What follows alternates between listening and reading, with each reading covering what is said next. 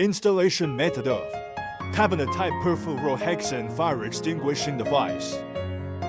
Not taking up space. The first step is to install the nozzle. Then place the storage bottle in the cabinet.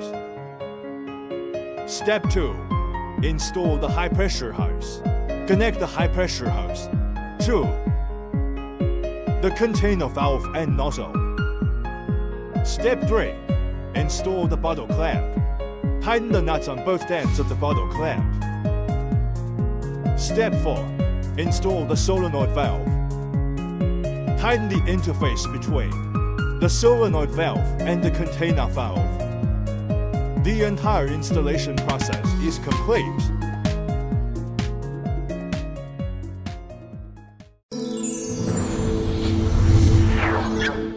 Ether.com. Make global trade easier.